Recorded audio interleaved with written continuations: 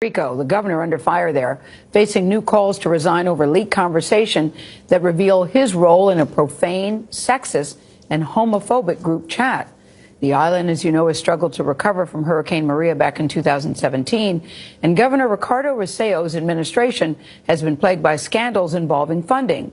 Two top officials stepped down over the weekend after the leaked conversation.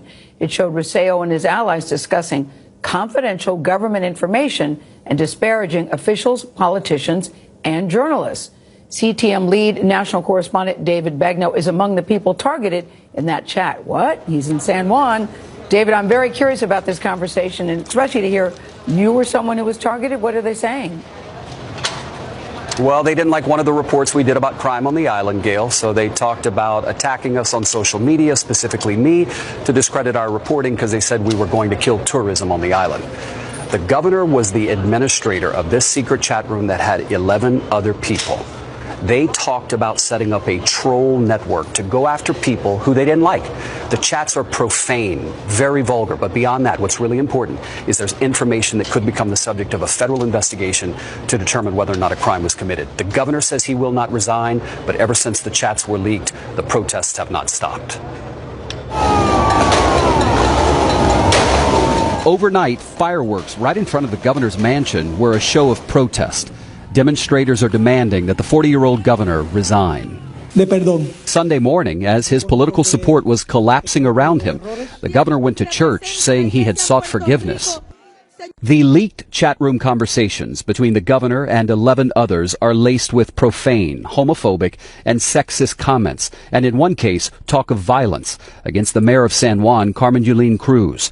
The governor's chief financial officer, Christian Sobrino, wrote, "I'm dying to shoot her up." The governor responded, "You'd be doing me a big favor." I think they did a lot of illegal things during these conversations. Carla Minette leads Puerto Rico's Center for Investigative Journalism, which published 889 pages of the conversations. They were part of a conspiracy to persecute people because of political beliefs. I think definitely they use public funds to do a political work that is unbelievable from a public servant. Just last week, the FBI arrested two of the governor's former top officials on fraud charges involving more than $15 million of federal funding.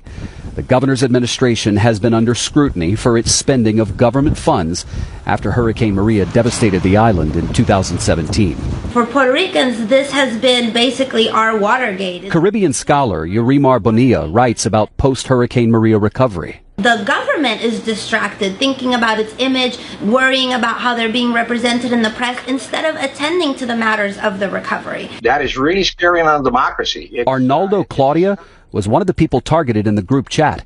He was appointed by the Justice Department 5 years ago to bring reform to Puerto Rico's police department. This is not right at all, and it needs to be condemned. They cannot have people like this trying to coerce people or trying to use their level in government to harm people.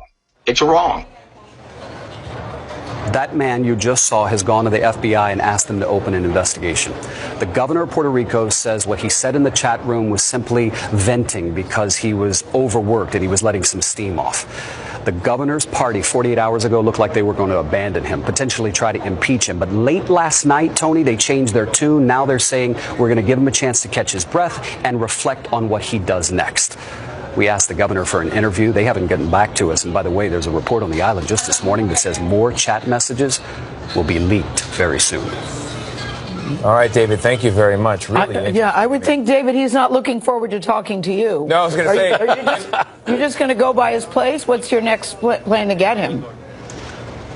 Well, we can't even get to the governor's mansion because it's blocked off. You have these protesters here who set up throughout the night and didn't leave. There are more protests planned for later today, but I'm going to put in another request in about an hour to see if we can talk to him. All right.